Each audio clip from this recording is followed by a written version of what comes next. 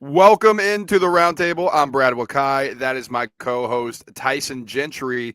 We have a lot to discuss today, Tyson. As we finished up with the NFL Draft Combine, um, boy, that track was flying, man. We got some insane numbers from some of these guys. Anthony Richardson, namely Nolan Smith at the end.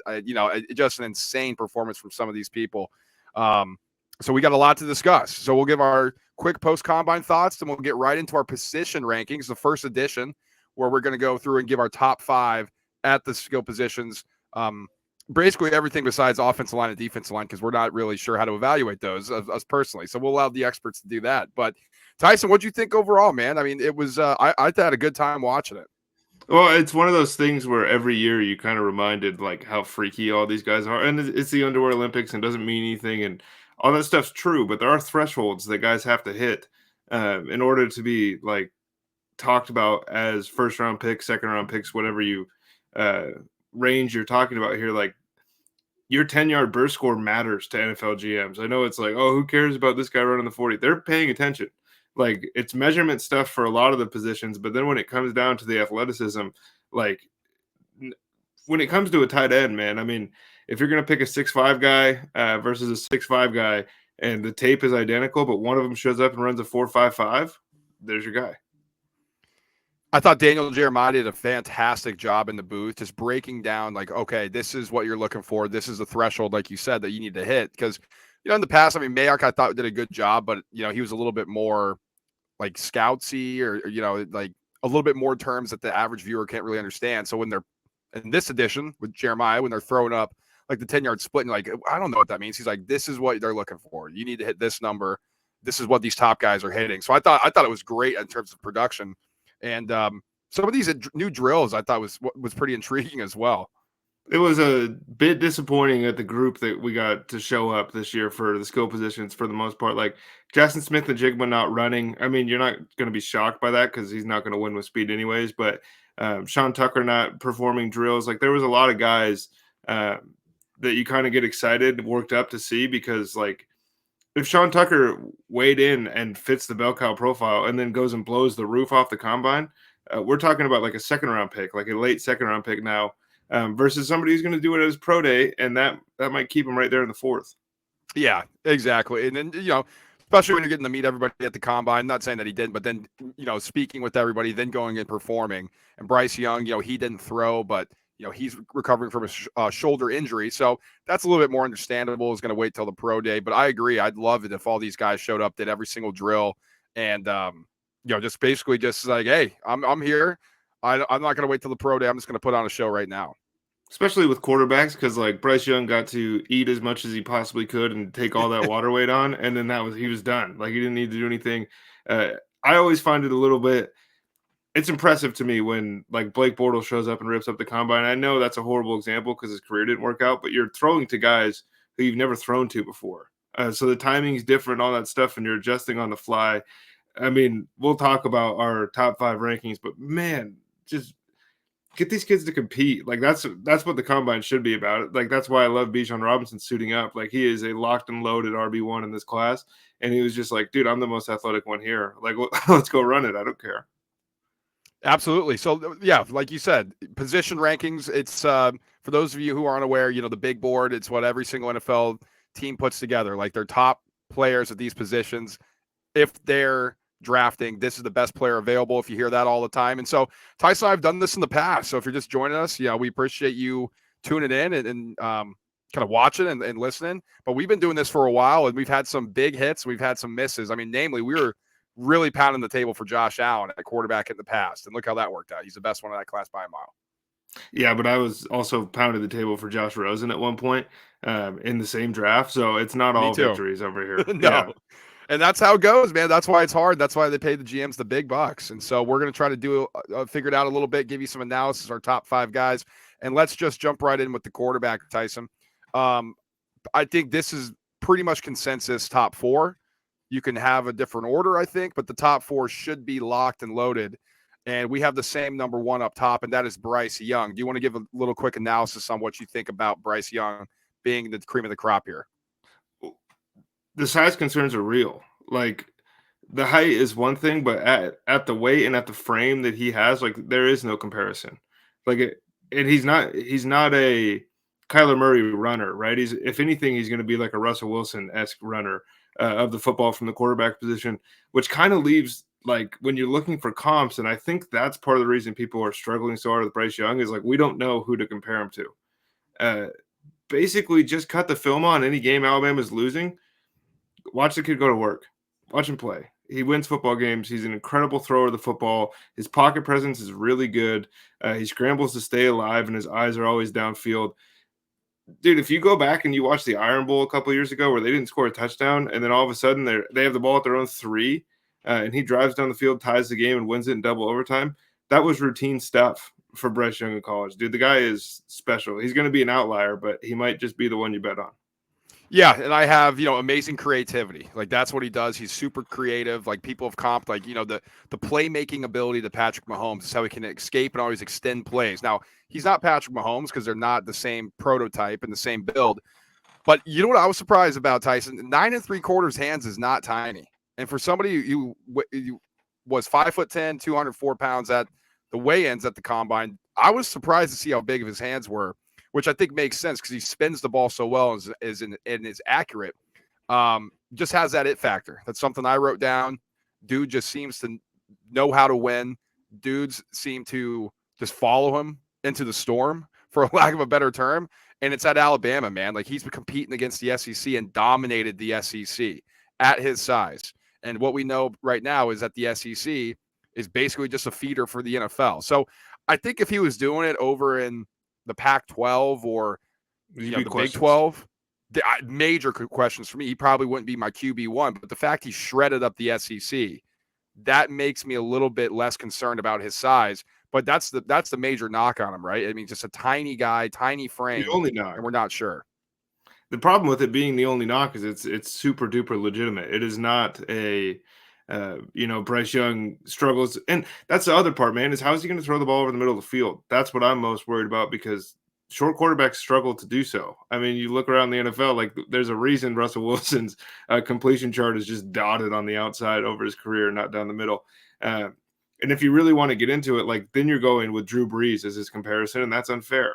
So like the guy is a one of one, which I think is okay, and that's something I think people are going to have to wrap their heads around a little bit. Is like the game's changing, and Bryce Young, maybe he's a little bit too early for the way that he plays, but I anticipate more Bryce Young-esque quarterback prospects coming out. I think he's a bit of a trailblazer in that regard. Completely agreed. Now let's get into this. Both of our number twos in the class, CJ Stroud, and I know the smoke for Anthony Richardson, which we'll get into. CJ Stroud is the most ready to play right now, in my opinion. Like he's the most accurate quarterback in this class. That translates at any level.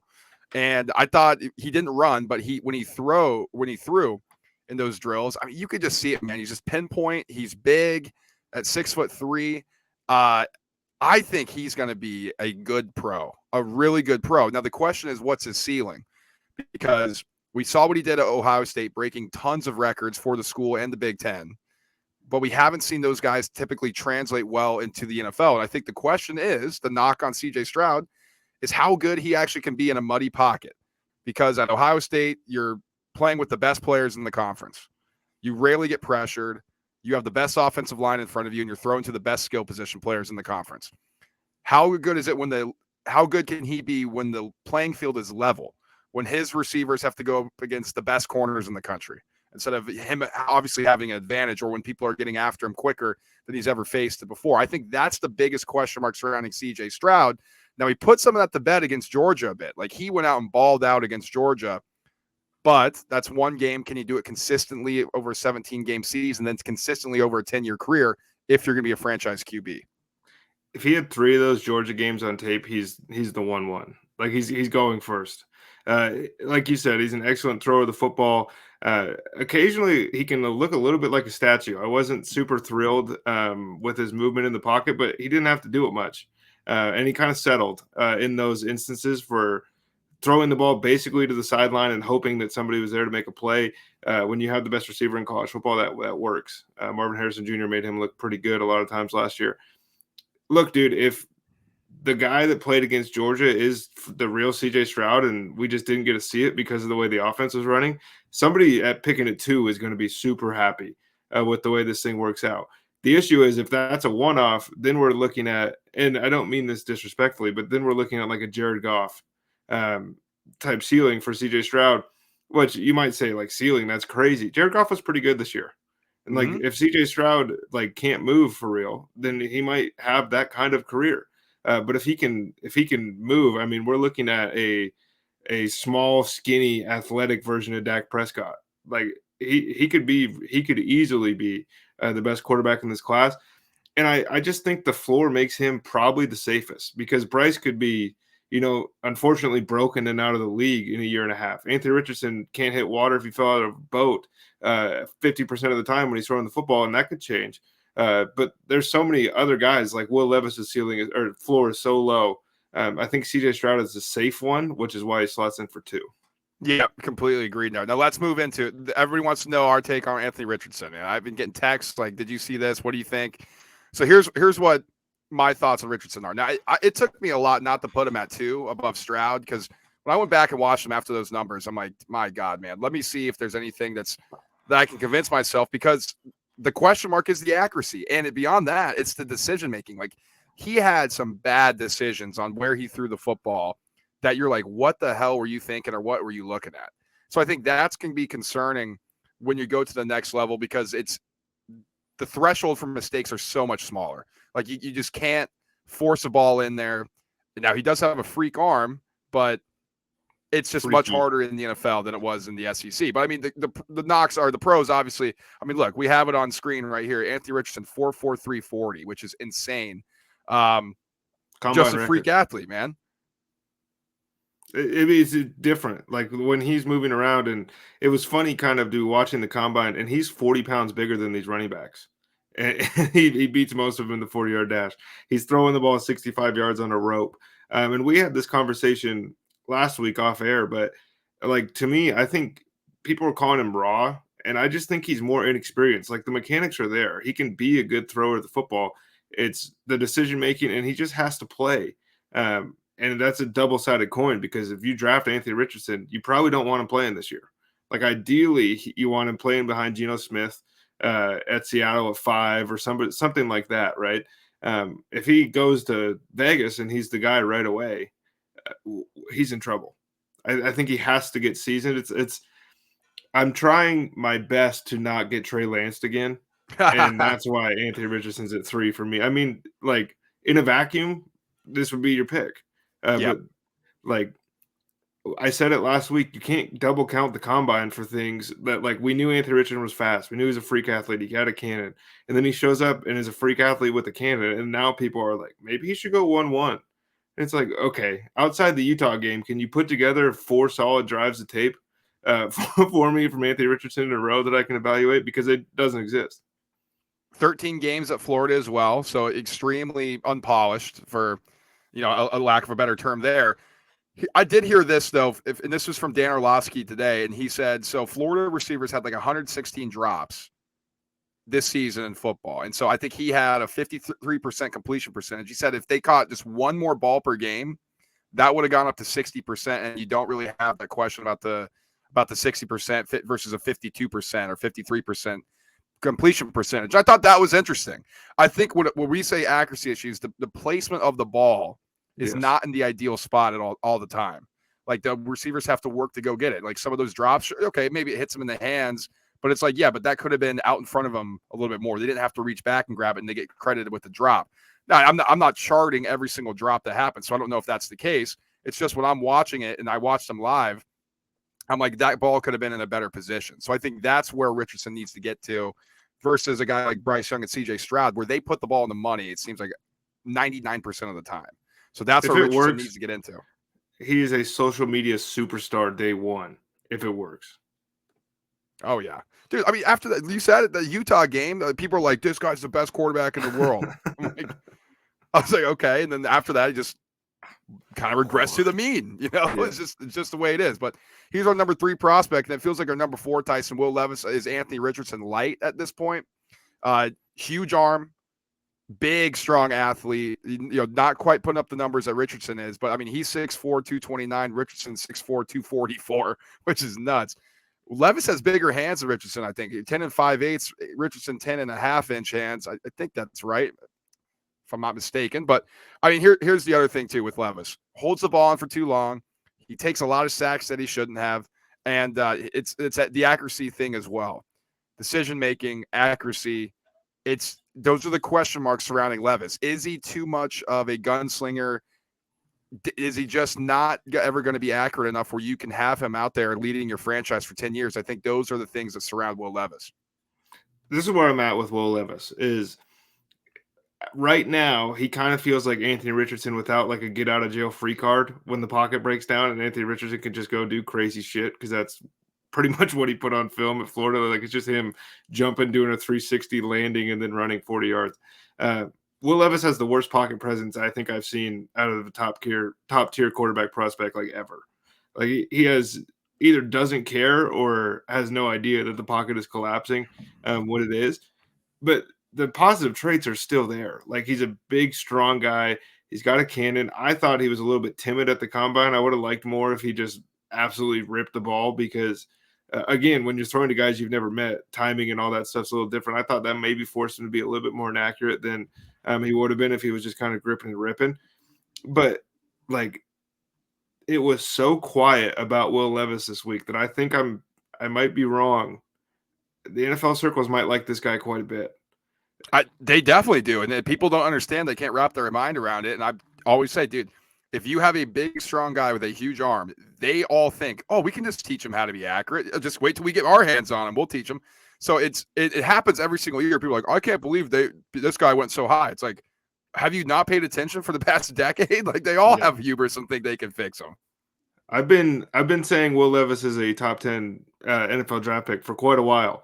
But I'm thinking that now it's higher than that. I think the silence a lot of people were taking as like, well, look at how much they're talking about Anthony Richardson. It's all agents and what you want to put forward and what you want to pump to the Twitterverse. And they took different approaches. It being that quiet about Will Levis really makes me think that like Carolina at 9, the Raiders at 7, teams like that, teams in that range are like nobody say a fucking word about Will Levis because we want to get this guy. Now, in 5, just to kind of wrap things up, I have Hendon Hooker in my 5th slot, and you have the names Tanner McKee, Jake Haener as well. So you just kind of have a hodgepodge there. Here's the reason why I ticked Hooker and put them above McKee and Haener. I just think he was an accurate passer at a higher level in the SEC. I think the thing is with him, you're not quite sure what his ceiling is and if it can go much higher than it is now, which I think is the drawback on someone like him. Like he could come in and be accurate and run an offense and be good, but you're not ever going to be super impressed by how he does it. Now, I thought he elevated a lot of the talent around him at Tennessee this year. It was a clear drop off when he got injured and when they went to the backup. But so that's why I gave the nod to Hooker. And I mean, McKee over at Stanford, they didn't have a very good season. I don't know. I've heard the same old thing from a California quarterback, and I got to see it to believe it this time around. It's a Stanford thing, man. He's going to be better in the league than he was in college. Look, the reality of these guys, like McKee probably has the highest ceiling, but these are probably career backups. And these are just the guys that we put 5th that we think can stick around for 10 years. And I know Hendon Hooker sticking around for 10 years would make him eligible for AARP, I'm pretty sure, at the end of that. But, like, they're good players, man. It's just they're not quite NFL starter level, at least as prospects. Okay, let's get into the running backs, and we wanted to spend a lot of time on the quarterbacks because that was the story, and that's been the story because it always is. It's pretty simple over here at the running back position who our top 3 are, and so let's start with your boy, and I'll let you take the floor because you've been pounding the table for your boy Bijan Robinson, both slotted in here at number 1 for us on our big board. So go ahead and tell everybody if they don't know too much about Bijan. Just go cut on the high school film. You're late. You're late to the party. No, I'm just kidding. Bijan Robinson's a freak, dude. He's the best running back prospect since Saquon. Everybody's been saying it for 3 years, but it's true. His relative athletic score, the RAS, puts him on par with like LaDainian Tomlinson and guys like that coming out of college. He can catch the ball. He can run the ball. And honestly, he's not even suited for the combine. Like all the things that he does really well, you can't you don't put on an Under Armour suit and go run around and show those things. I think Bijan Robinson in a rolling 40 probably runs faster than some of these guys above him on the board. I just was impressed with the fact he came out and competed, but this is a plug and play day one difference maker, and there's not that many of those guys on the offensive side of the ball. Yeah, I think you said it great. The only thing, maybe there's a question mark surrounding Bijan Robinson for me, is can that productivity that he had in the Big 12 translate into the NFL? Got a That's the pass only block. question mark. And that's who knows. I think he's good enough that he transcends that leap, but that's the only question mark I have. Other than that, I mean, you said it. Let's get into Jahmyr Gibbs, our number 2. This is what I have.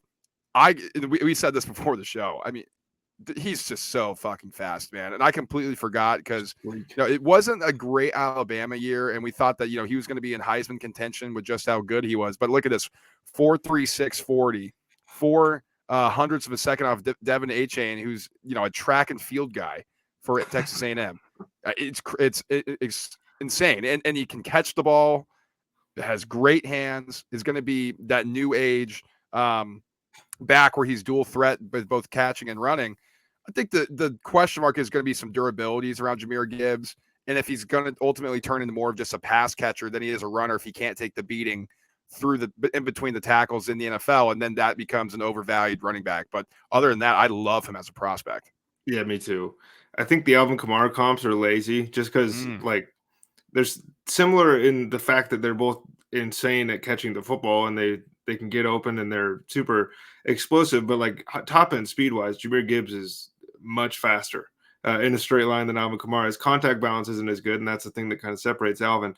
But like Jahmyr Gibbs is explosive, man. It sucks because for a while it felt like we were the only people in the world that knew he existed when he was at Georgia Tech. Right. And then he disappears for a little bit, comes back, lights the world on fire.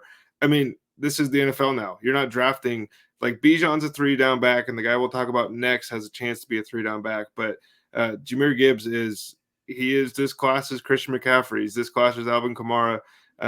This is, if you want a pass catching running back, this is your guy.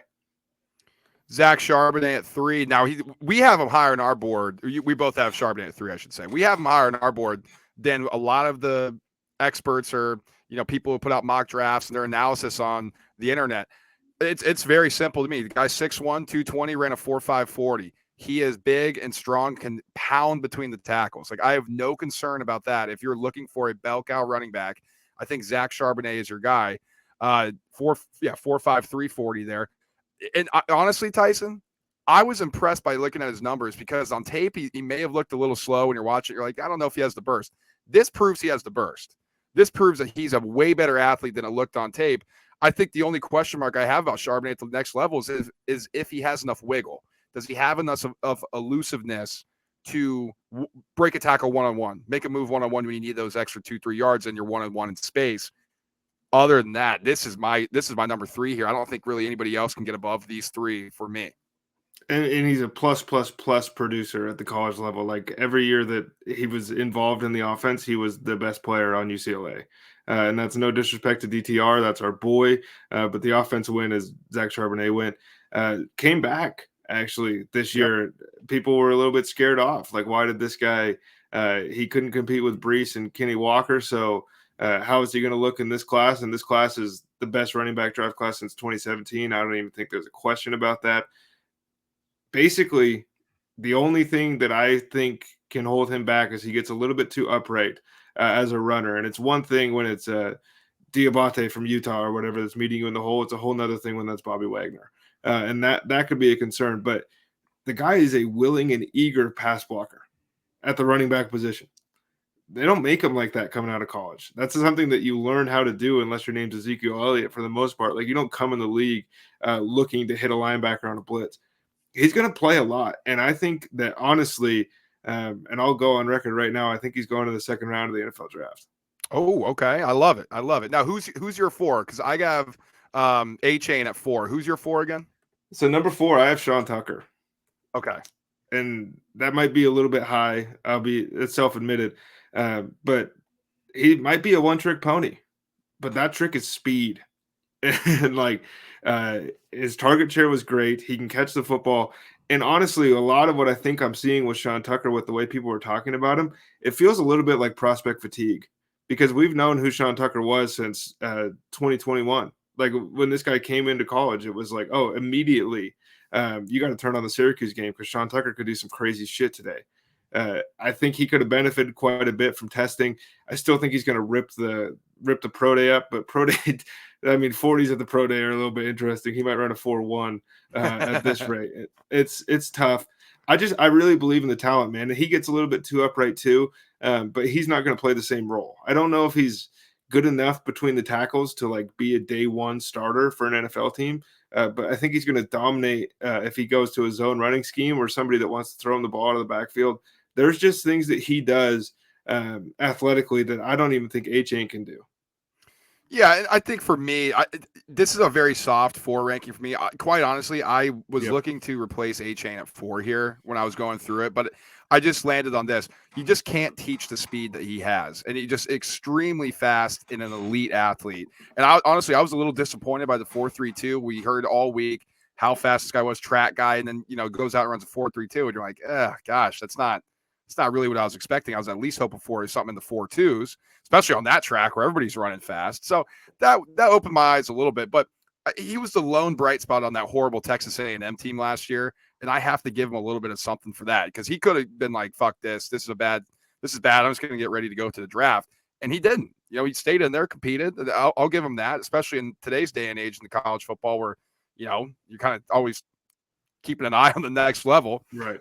And then for me, obviously, and this, Tyson, the size is mainly the concern here for A-Chain. Like, he's a small guy, Yep. 5'9", 185. Is he really going to be able to pound between the tackles? Now, he did show that at A&M that he can do it in the SEC, but for running backs, it's a different beast when you get to the NFL. He may be just more of a weapon out of the backfield than an every down back. And one thing I did want to say, because you said it was a soft 4. I mean, outside of the top 2, I think I'm soft on all these rankings. Like Dwayne McBride, Tank Bigsby, Kendre Miller, Tyjae Spears. Those guys all deserve probably, and you could make an argument, that they could go all the way as high as 3, and they might in the NFL draft. But at 5, and this one might be a little interesting, man, but Roschon Johnson is going to play in the NFL, and he's going to play in the NFL for a while. Like, this is an NFL football player. It's how it is. And the knock on Bijan is going to be like, maybe this guy doesn't want to pass block. Check the film when they're on the field together. Roschon's doing the dirty work. He was doing the dirty work just to get on the field, which is a great sign. I think in today's day and age where guys are hopping in the transfer portal for perceived slights or whatever it is, he recognized, hey, I'm not as good as this guy, but I'm going to stay here. I'm going to grind it out. He's a brick shit house. He can run the ball between the tackles. He's going to block. And I think that somebody like you wanted a Dameon Pierce in this class, Roschon Johnson. Yeah, and look at that, the 1.52, 10-yard split. Now, he wasn't as fast in the complete 40, but I don't really think you need him in that type of space. Like you said, he's going to be doing the dirty work. You just need him to be fast and explosive, get to that linebacker level quick. I like him a lot, but my 5 is Dwayne McBride from UAB. To me, man, he's the prototypical size for a running back, 5'11", 215. Some of these guys are bigger, like Charbonnet 6'1", Bijan about 6 foot. 5'11", 215 is like that prototype that you're looking for. Super productive at UAB, man. In his career, he was 7.3 yards per carry, which is insane. Yeah. 7.3. Now you're like, oh, that's UAB lower level. If I'm doing that, I want productive guys. Like, yep. I want people who perform. And obviously the question is going to be, can it translate? Can his productivity translate to the bigger, faster brand of football? We'll see. But that is a lot of productivity that I'm just like, I can't bat an eye at that. So McBride is my number 5 here from UAB. Well, that's the fun part about this running back class too, is like A-Chain might only ever play on third downs, and McBride might be a first and second down kind of guy. But if you go through like prospect for prospect, this class, you could fill an entire backfield in the 7th round. Like that, there's so many guys with contrasting styles, and it's super interesting to me that they're all entering the league this year as we're going to get some sort of mass exodus from the last generation of running backs that have kind of been running the league, the Derrick Henrys, the Nick Chubbs of the world. Like, everybody in the NFL is looking for a new home right now, and these guys are going to make it much harder for some of these vets to get big money in free agency. Yeah. Oh, absolutely. You're going to see that right on the wall there. All right, let's get into wide receiver. Now, this is not a very good wide receiver class, Tyson. Like we were talking about it before. Nothing's really going to blow you away. And because of that, we have a lot of, I guess, differing opinions or different rankings here. I think we're all in kind of a conjunction on how things land. But start with your one. Who's your number one in this class? So I want to preface this by saying, like, I don't totally subscribe to you have to take an alpha wide receiver as the first receiver off the board, and that's why I'm going with Jackson Smith and Jigba. I mentioned prospect fatigue earlier. I think that, in all honesty, like if he just didn't play this year instead of showing up and getting banged up a couple times, then he's probably still your locked and loaded number one receiver off the board. He showed up, looked a little funky at times during the year.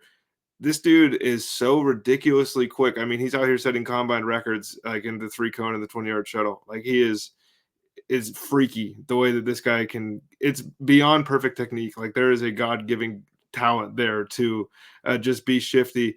And I mean, look at that. That's 0.3 of a second. Yep. That is not even close in the 3 cone drill. I just think like in all honesty, dude, like if you had to pick one guy in the next 10 years to say that guy's still in the league balling, Jackson Smith and Jigba's the pick. Yeah, and so he's going to be my number two prospect here, my number two rated player for the wide receiver class. I just have Quentin Johnson one just because he's just the best big body receiver in this class, and you just can't really teach size. Now, we've had this before. This is like the softest number one ranking I have on this entire board here. Jackson Smith and Jigba definitely could have been there. I mean, coming in, he was not my number two. I thought he blew me away at the combine with how smooth he looked. But Johnson's just that prototypical X, can play on the outside. He has a huge vertical leap. And I think that's going to translate well. I think the only question is, the mobility, man. Like he doesn't get in and out of cuts very quickly. Can he win matchups against better players than the NFL by just using route running? I don't know if he can. So he's going to have to rely on a lot of athleticism and jump ball ability. We've seen that before. And Keel Harry didn't work out. Devontae Parker, not working out very well. So that's the question marks to have around him. But I think just the size and the sheer dominance that he could have if he plays physical is too much for me to pass up. Who's your number two? My number two is Zay Flowers. And that might be a bit of a curveball to people. And I wrote in my notes, all I have written down, follow the swag.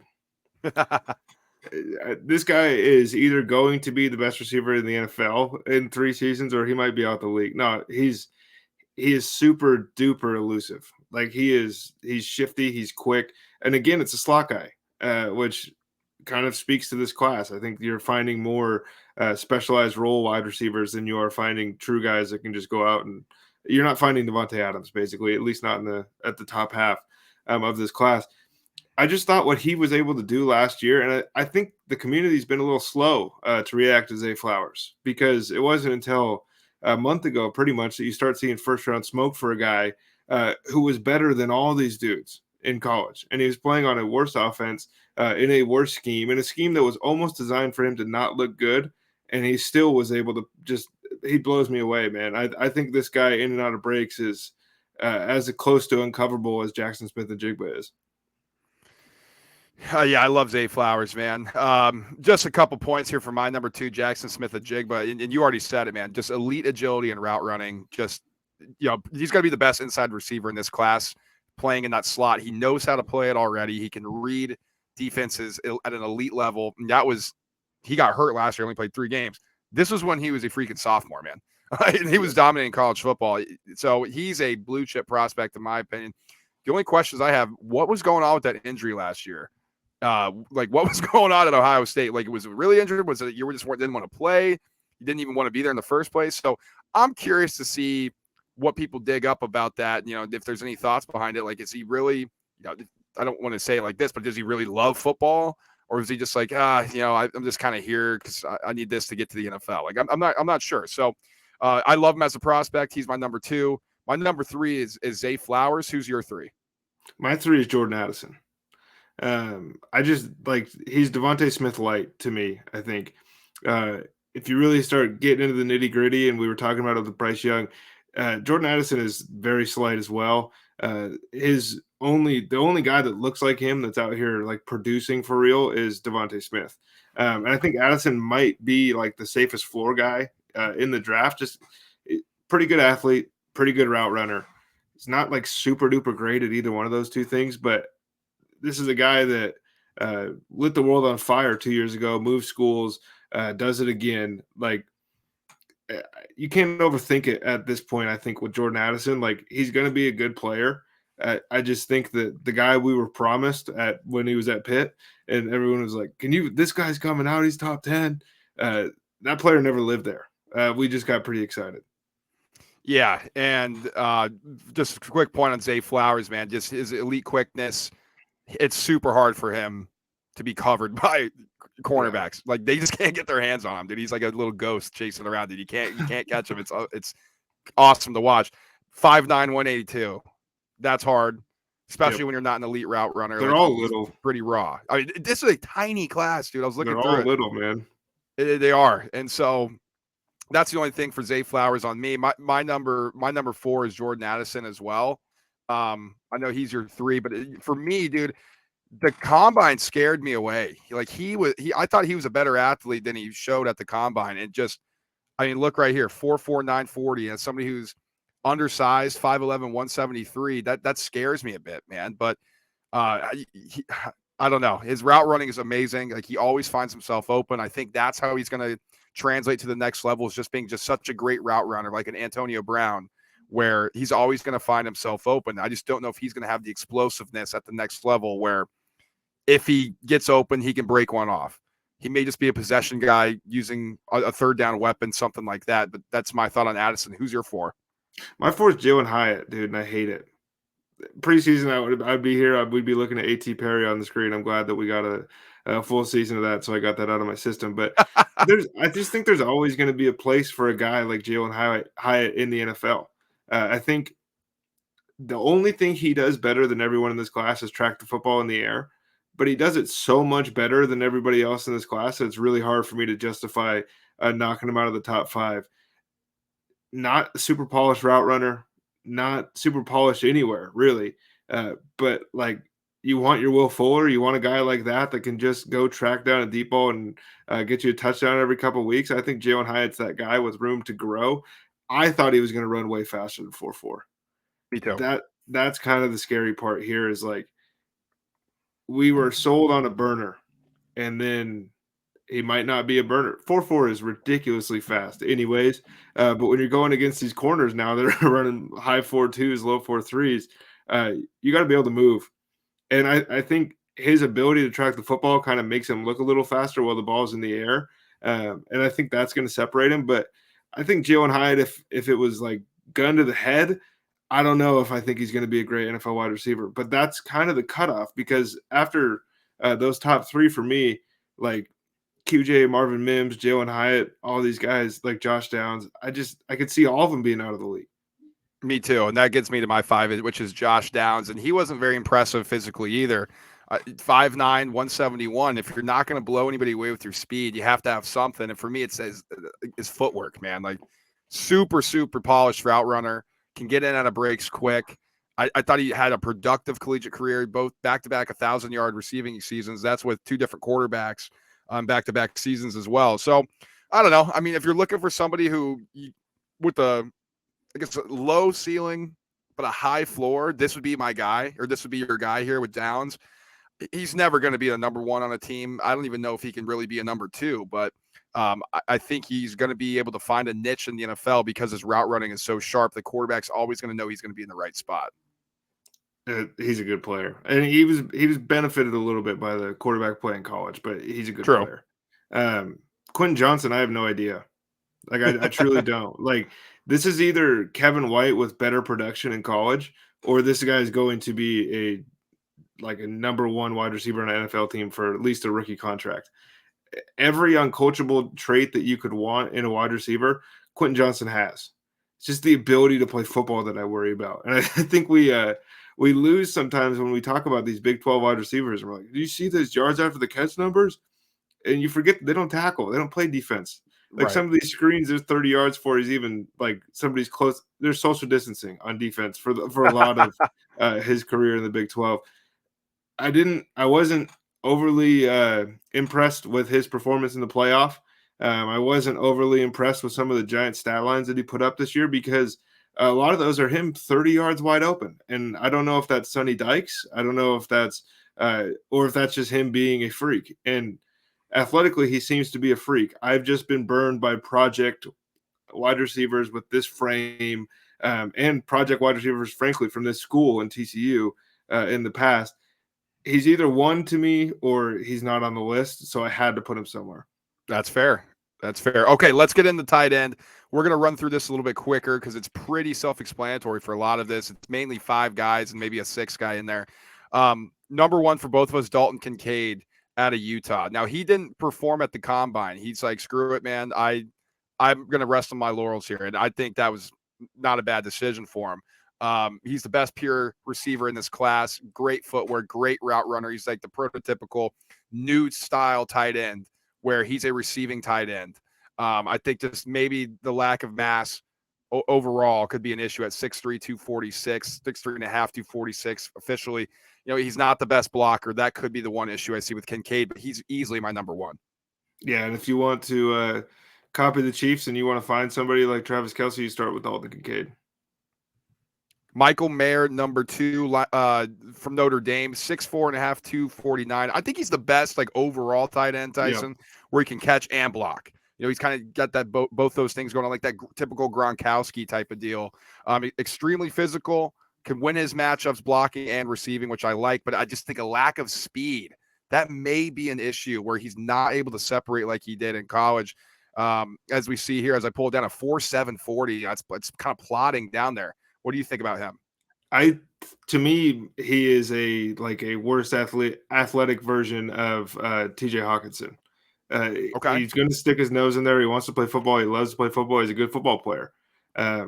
He might have a closer to, and this isn't a play style thing, but he could have like a Cam Brake career where he just plays somewhere for a decade and they love him.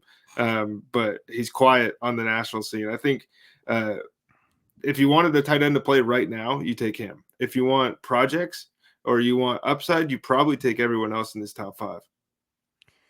My 3, Sam Laporta from Iowa, and I know you have a different 3. Who's your 3? So I can get the graphic up. My bad. Washington from Georgia. Yes, that's right. Here's why I'm going to be a little bit lower on Washington, even though I like him. But for me, Laporta, he's just a monster after the catch. Reminds me of what George Kittle could do at Iowa. And it's funny, they're from the same college here. He's just insane after the catch. Breaks tackles. It's just a beast. It's hard to tackle. And I thought the interesting thing is, too, you kind of see that and you're like, oh, Iowa tight end. I'm not really sure. He showed he's a great athlete, man. A 4.59 40. I did not think he could do that. But the only question mark I have about Laporta is just he doesn't make very many contested catches. He's not good when he's overly covered. So that's why I have a question mark about him. And it's tough to kind of evaluate some of the Big Ten guys on film when it's like a horrible quarterback play all year and the offensive concepts aren't going to look anything close. And the reason I have Washington is you're getting he's going to start out at worst as a bonus offensive tackle. He's massive and he's engaged in blocking. He was a victim of circumstance being on the same team as Brock Bowers. I think if he goes somewhere else, maybe he's a first round guy. And maybe he still is because the dude's a freak. He's massive. He put up crazy relative athletic score this week. And I think that he might actually be aided by the fact that he played with Bowers because there's not going to be as much negatives on his film for these guys to go look at because there's not going to be as much film, period. This is kind of a shot in the dark, but you look at Jelani Woods, you look at Chigo Okonkwo, guys like that have just come out within the last couple of years, and you're like, oh, I want Darnell Washington. He's a supercharged version of those guys. You have Musgrave at 4 as well, right? Yep. Okay, yeah. So we landed on Musgrave at 4, both of us. Now that he's a tight end from Oregon State, 6'6", 253, and can fly. Like a 4.61 40 at that size is super impressive. And he's like he's like what you think of a mismatch for a tight end. way too fast for linebackers, way too big for defensive backs. And that works in this day and age in the NFL, where you're trying to find out any mismatch that you can, especially if these linebackers get faster and faster. He will provide that for a team that drafts him.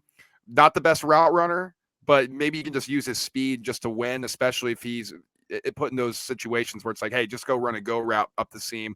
We'll find you the football. That may be a good thing to kind of ease him into the NFL game. And I think he's going to be benefited. He's going to get a play in red zone situations, I think, because he's going to be a mismatch down there for somebody. And it all is circumstantial because if Tucker Kraft ends up with Andy Reid, then all of a sudden we're redoing. Maybe this is just his prospects, and this is the first go around at it. This will change a little bit. But Luke Musgrave is a good player, man. And at tight end, I think once you get around these guys, you kind of have to pick right because from in this draft, honestly, from 3 through 10, you're going to pick wrong at least twice in the order that you put them. But I like Musgrave to kind of slide in that 4 spot. And I really wanted to add your guy, Zach Kuntz, in here, Tyson, which you did, and I'll let you talk about him. I mean, just a freak. But I had to put Darnell Washington in here. Everybody said he was 6'8" during the season. He showed up to the combine. He's actually 6'6.5". So I was like, all right, well, because that was greatly overestimated there. But I mean, with the helmet on. Yeah, exactly. That's what it was. Just an elite run blocker, absolute beast of a run blocker. If he is down there, he's basically just another offensive tackle. He's that good of a blocker, but he's also good in a play action situation where you just run your fake power stuff, fake heavy, and then he can catch the football and just kind of box everybody out down in the red zone. So he's going to be a weapon. I really like Darnell Washington as a prospect. I don't think, he's a freak in terms of what he can do at that size. He's not overly a great athlete, I don't think, though, Tyson. He's not very fluid and compared to these other tight ends in this class. That's why I bumped him down a bit for me. I mean, that's fair. Want to talk about athletes, man. Zach Kuntz put on a show. And my notes for him, like, you can't ignore the just horrendous collegiate stats that he put up. Like, this was a guy you wouldn't even hardly know was in the NCAA last year. Unless you were watching Old Dominion, which if you were, congratulations on your degree from Old Dominion. Look, dude, you can't ignore the combine. This dude showed up and I think probably had, and this is the 3rd year in a row now that a tight end's had the best combine performance in the history of tight ends. But this one might stick around for a minute, man. He shows up, what is he, 6'7"? I think he's 6'8", 6'9", like a legit. 260 pounds, 265, something like that. Runs a 4.55. Gets up in the vertical. And to be honest, I had to put him on the list because if it pops, then I get to be the guy that said, I told you. That's fair. That's extremely fair. All right, let's get into the edge rushers now, Tyson. Now, it's pretty easy up top for both of us. We have a pretty similar list in terms of who the guys are. It's just more so about how we're slotting them in.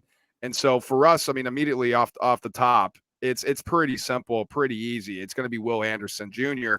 From Alabama. I mean, he's the most polished edge rusher in this class. Like, the dude is productive. The dude knows how to do it. He's got the combination of bend and burst, which is terrifying. And he can do it immediately. I think he's an immediate plug and play, wreck a game like oh my God, my guy Micah Parsons was from Penn State. Just plug and play in the game wreck. I think he's going to be that guy. He can become more technical. That's really the only knock on him. He hasn't shown an array of moves. It's unreal production and unreal physical tools. You don't need anything else in the edge rusher. Like, if you want prospects, this is like, this guy's been supposed to go number 1 in this class for 4 years. And then all of a sudden, like, the quarterbacks jumped him, and that's fine. But don't overthink Will Anderson. Guy number 2 for us here, Tyree Wilson. I think an interesting addition for both of us. There was a lot of smoke about him. I don't normally like edge rushers out of the Big 12, to be completely honest with you. But I mean, it's hard to argue with his size, man. 6'6", 271, just an insane profile with extremely long arms. It's going to be really hard to get into his pad level and make him not be able to rush the quarterback. And the nice thing is, too, he's super versatile. He can play multiple positions, whether it's outside linebacker, put his hand in the dirt and rush the quarterback. So he's a versatile guy you can move around. It just feels like he's raw, right, Tyson? I don't know if that's a thought that you watched when you were watching him, but that's the only knock I have on him. It just feels like he could be one of those guys where, like, God, he looks like such a great athlete, but he just doesn't know how to play the sport. And once he figures it out, I think it's a wrap. And that's a big if, I guess, to learn it at NFL level. But this isn't like you go. You don't even have to look at highlights for this. You can just go watch any game. He moves people. He puts his hands on people and he pushes you back, and you go where you want. He wants you to go. And that combined with his athletic profile, his production, and all those things, like this is he's going top 10. And 3 is where we start to differ a bit here. I have Nolan Smith. Who's your guy at 3? At 3, I have Miles Murphy. Okay. And I could just go quick on Miles Murphy real Yeah, go fast. ahead. Like the guy that played for Clemson, Miles Murphy, as a freshman, was going to go top 5 in the NFL draft. Didn't look like that since then. I just think that it was a combination of things. It was injuries. It was obviously having to change schemes a little bit, new personnel, new coaching staff, stuff like that. I don't think he showed up this weekend. I think he just did interviews. But like physically, this guy might be getting slept on a little bit because you don't. I can't get it out of my head. You don't show up to Clemson as a freshman and do the things that he did. Yeah, dude. I mean, he's an insanely powerful guy. I mean, for me here at Nolan Smith, he absolutely blew me away, and I had to bump him up. And before the injury, I don't know, like he tore his pec. He didn't like tear his Achilles or his knee. I'm surprised that people are not looking as favorably upon Nolan Smith as he is. 6'2", 238, ran a fucking 4.3 940. Like that is insane. He absolutely showed out physically. He was. I mean, if Anthony Richardson didn't do what he did, Nolan Smith is the talk of the combine. Like it was a freak show performance what he did.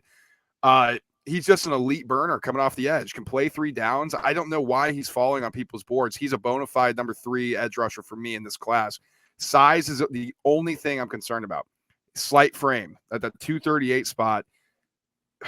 That's the question mark. Is he going to be easily manhandled by these elite level tackles at the NFL level? And is he going to be more slotted so where, like a Vic Beasley or Dante Fowler, where it's a one-trick pony just coming off the edge with speed? Or can he actually play himself into learning some new different techniques? Can he put on some mass when he gets into the NFL? But I love Nolan Smith. Yeah, and I'm not going to talk about him because he just barely misses the list for me. But if you've been listening to the show at all, like I love nothing more than former 5-star recruits who underperform a little bit in college and when they get ready to go pro. I mean, this is my guy. This was the number 1 player in his draft class. And he, unfortunately for him, happened to go to the school with the best defensive line prospects going through the door in the last handful of years. At 4, Brad, I got Keon White from Georgia Tech. Oh, yeah.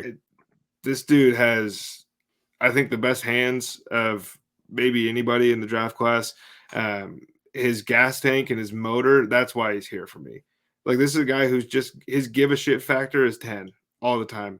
He just wants to play. He can play odd fronts, even fronts, either side of the football. It doesn't really matter where you line him up. He's going to go hit the guy with the football, and he's going to line back up, and he's going to do it again.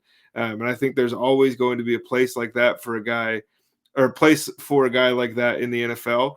And that's why, to me, I have him over Nolan Smith, is just because I still like, I got to see the guy like care over and over and over and over again for me to want him super high in the draft.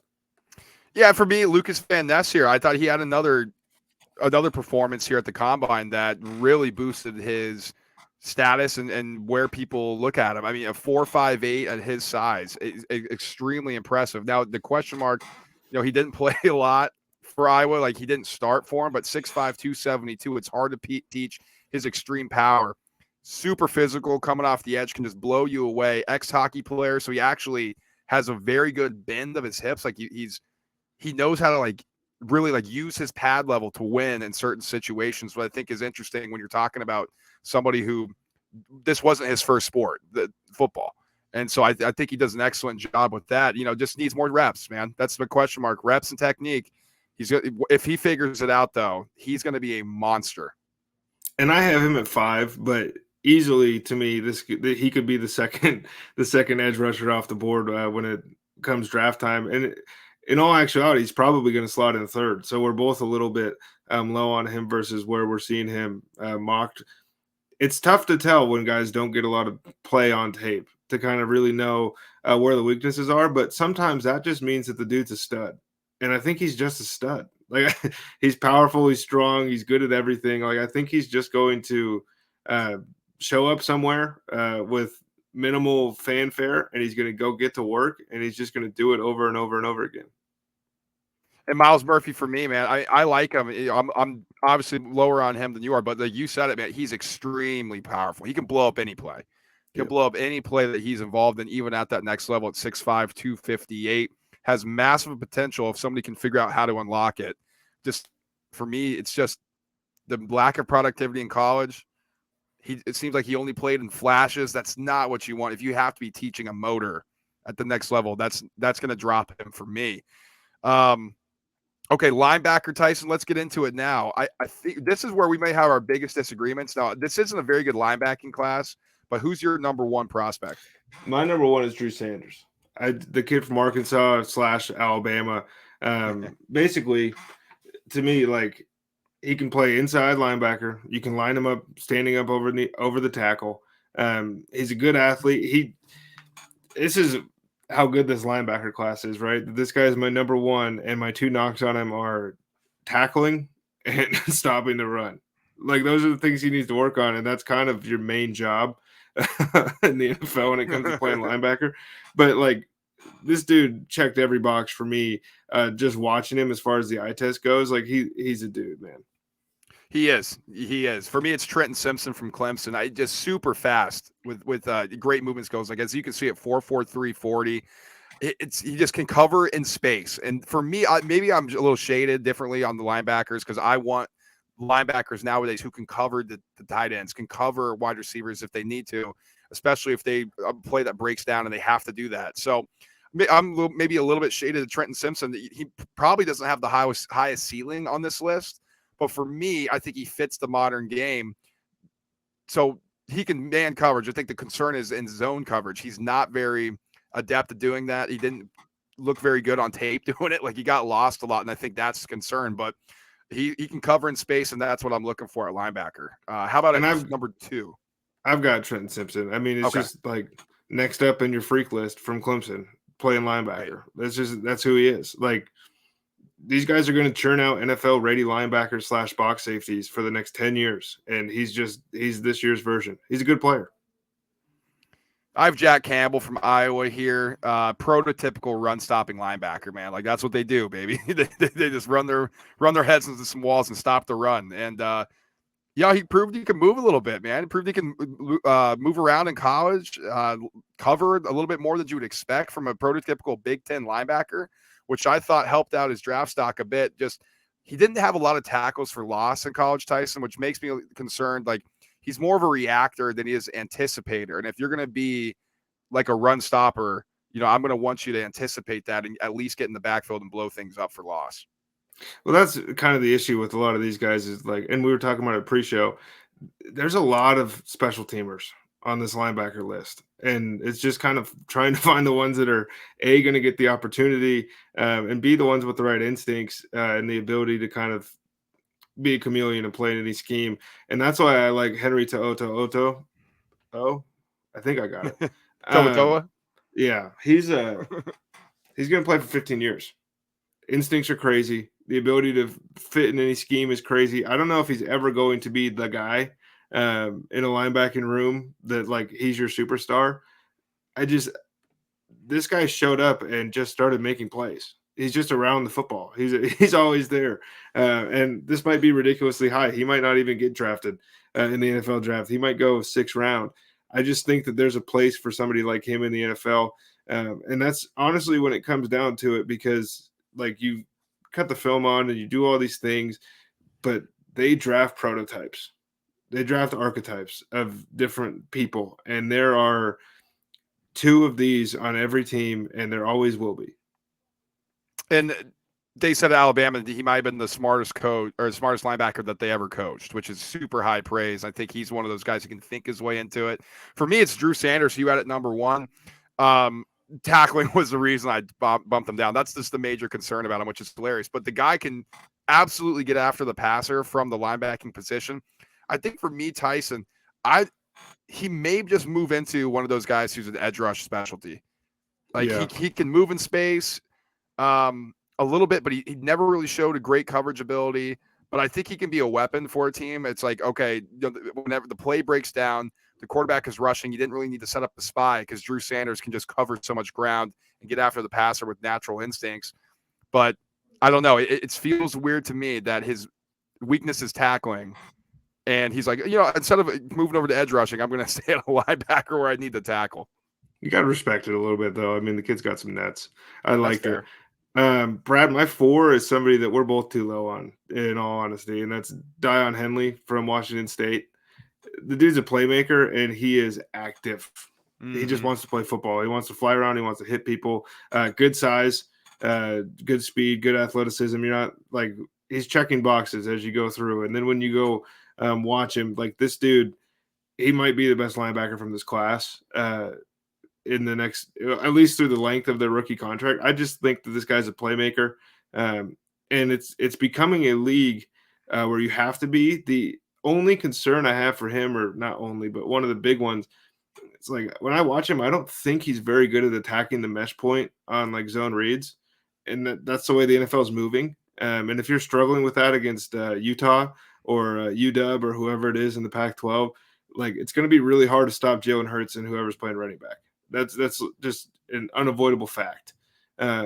Outside of that, I think he's the best player in the class and at linebacker in the class. Yeah, he's my number 4 as well, and I think you're probably right. Like, I think NFL guys are going to absolutely love him, just the potential he has, because he's an explosive athlete, like you mentioned. Like he is twitchy in space, can make plays. He's around the football all the time.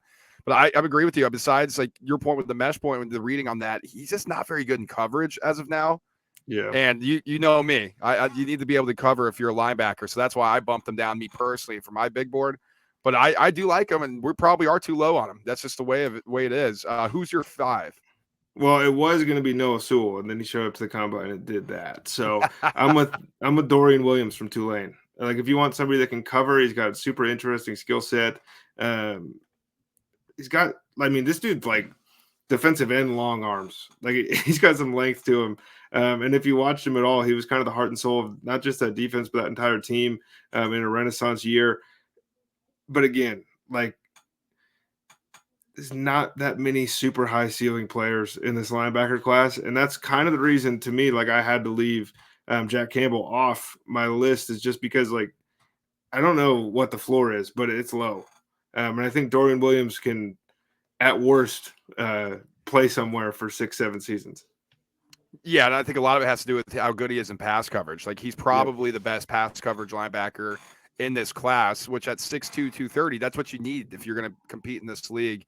Kind of fits that where, he can tackle the running back, but also cover, that hybrid role, which I think is extremely important in the league. Gets blocked very easily because he's so undersized. That's the concern I have for him. If he does have to match up with a guard coming around on a pull, he may get blown up, and that play could go from 10 yards to like 30. So he may just be used in the slot as a slot linebacker corner, covering, a slot or a tight end. So we'll see. I like him though, man. He feels like he fits this new age NFL. I mean, and that's a wrap on our list here. We didn't do interior offensive or defensive linemen, honestly, because the lists aren't that long. It's tougher to come up with 5. We got to get our defensive backs in here. We haven't done that yet. Well, then never mind. I do want to shout out Ivan Pace Jr. from Cincinnati. If we're still on the linebackers, like if this was 1970, this guy's going in the first round. He just run plugger and that's that. I mean, he's 5'10". He just sticks his nose where it doesn't belong. He's going to be a good player. Oh my gosh! All right, let's get to the defensive backs because this is a very interesting class. I think this is where we have some disagreement. Now, a lot of people are like, "What do you mean? They're safeties and corners." Listen, we combine them. A lot of it nowadays, like you see corners, they play safety. The safeties now play corners. They play slot. We just combine them all just for this purpose here. Who's your number 1, Tyson? Mine is Christian Gonzalez. I thought him, Witherspoon, and Joey Porter Jr. were kind of in a dead heat for me at the corner position, and then he showed up to the combine and just looked like a plus athlete. That's what NFL teams covet. And he's big and he's rangy, And if you look around the NFL, like Sauce Gardner goes 4, Derek Stingley goes 3, or whatever it is a year ago, same prototype, same build. Gonzalez is a little bit better athlete, probably a little bit worse corner than those two, but he's going to go very high. He made himself a ton of money this week. Yep. He is a great athlete. For me, it's Witherspoon, man. I think he's the best cornerback in this class, a pure shutdown corner. Like, ridiculous tape that he had at Illinois, and some of the best in a while, according to PFF as well. Their grading system, like, they love him. Tons of snaps and reps, which is good. Like, he's seen a ton. Now, it's also in the Big Ten, so it's not as much creative offense, but is able to take away an entire half of the field, or at least one of their weapons. So should be able to come in and have an immediate impact like a Sauce Gardner did. Penalties. That's been the knock on him. A lot of physicality, a lot of grabbing, a lot of holding. He'll have to clean that up. Who's your number 2? Mine is Witherspoon. The only reason he's not at 1 for me is because he doesn't possess like one elite, crazy athletic trait. And that's kind of the rub when it comes to guarding these guys that run 4.2s now, low 4.3s, and their three cones are crazy. The concepts and all that stuff. But he's going to play. At worst, this dude is walking in as a quarterback or cornerback 2, and he's going to play that position for 10 years. Like, this is the most pro-ready corner or defensive back period, I think, in the draft. Mine's Brian Branch from Alabama. Not a lot of defensive backs necessarily translate well into the NFL just because Nick Saban's always coaching them up. He always has them in the right positions. But Brian Branch has done an excellent job at making the right decision almost every single play. Like, he's just a quarterback of the defense, especially when he's at safety. He can see where everybody's lined up and really be the quarterback of that defense back there. And was versatile in his time at Alabama. Like, he can play different positions, whether it's in the slot, whether it's deep safety, whether it's split field. He does a lot of different things, which I think will add to his value and at the next level. Just not a very big guy, man. 5'11" to 190. That could be an issue if he has to take on runners in the passing game or in the running game, or if he has to take on blockers, different things like that. Yeah, he's going to – and I have him at 4, but I might as well just talk about him right now. He's going to get plugged in and play in whatever scheme he gets drafted to. Like, this guy's ready to roll. And that's pretty much all there is to know about him. You want to talk about a small guy going to a big guy. I got Joey Porter Jr. here at my number 3. Penn State, you know him very well, and you can probably speak to him a little bit better than I can. Guy knows how to play football. He's huge. He's physical. If him and Keely Ringo switched heads, that's the number 1 pick in the draft. Like, if he was just a little bit better of an athlete, he's top 10 locked and loaded. I don't think he's quite athletically what you're hoping for from your like when you look at the all-pro guys. Like, he's just a smidge off from some of those dudes. But he's going to be around for a long time. And as long as he keeps his head about him and doesn't do dumb shit, like, this is a guy that's going to make a ton of money in the NFL. A little bit concerned he might do some dumb shit. Yeah, he definitely, I'll just say, like, moved into more of a leadership role at Penn State, this past year, and it kind of really grew into his own, which is nice to see. The question is, you're completely right, dude. Just not at that next level of athlete that you're looking for. His mobility, I think, is the biggest thing if he's not able to cover in space. But the plus to Joey Porter Jr., he's the most physical cornerback in this draft class. Like, he disrupts receivers immediately at the point of attack because he's so physical. 6'2 and a half, 193, had like 10-inch hands, huge wingspan. Like, he will be the disruptor. He could potentially erase a receiver from a play at all times. Like, teams did not want to throw at him. He was that good last year. Great in man coverage. Question mark maybe his zone. If somebody's running at him, does he have the ability to react? Does he have the ability to chase? That's the only thing. But I mean, I think he's going to be a steal for a team who gets him in the mid-first round because his potential is top 10. And Brad's pounding the table for the Philadelphia Eagles to be that team. Oof, I'd love it. I would love it. You already said something about Brian Branch before. Mine's Christian Gonzalez, and you said it, man. I mean, he's a smooth, man. He's a freaky, smooth athlete, super fast, super twitchy, can cover deep and short routes, because he gets in and out of his breaks so quickly. Like, he's fun to watch run. He's just one of those guys. My concern is he just took plays off in college, man. He's like, I don't really care. I'm like, I don't really want that for my cornerback, man. They're on an island. They're going to be jawing with the receiver. I want my guy to give a shit. So that's why I dropped him down a bit. Now maybe it's one of those things. He was just everything's just come so easy to him his entire career because he's just so good of an athlete, such a good athlete that when he gets to the next level, he's like, oh shit, I actually have to compete a little bit more. Maybe that's what lights his fire. But like I said, the other prospects, man, I don't want to be teaching fire and desire in the NFL. I want them to already come with it. So he's my number 4 for me. You already said something about Brian Branch. Who's your 5? My 5, and I've gone back and forth on this a little bit. I'm going Deonte Banks from Maryland because I can talk myself into Cam Smith. I could talk myself into Tyreek Stevenson from Miami, who I think probably is going to be better right away. But like the thing with Banks is corners are weird in that when somebody has like an all-pro skill set, you just have to try to make it work. And somebody's going to have to try to teach up. He can get stacked up pretty easy, and his hands got to be better, and his technique pretty much is all around needs to be better in order for him to get there. But he's kind of the last one to me in this corner list that, like, if you squint really hard, you can see an all-pro.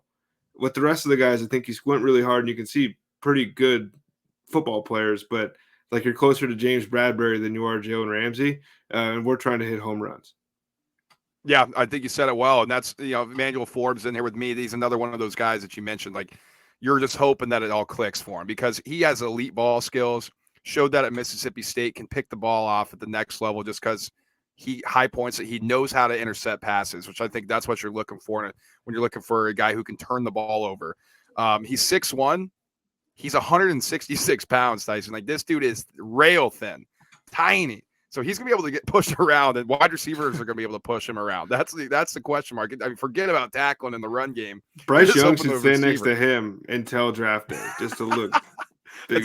That's got to be his best friend. But I like Forbes. He can play both man and zone. That was the defensive scheme they ran. So he's not – I don't think the learning curve is going to be too difficult for him at the next level. It's just, can he put on the extra 20 pounds I think he's going to need to be at a truly elite level, a truly elite corner at the next level. Crazy to me that we go through these guys and after the whole season and everything, and Keely Ringo has lost himself. Oh my gosh.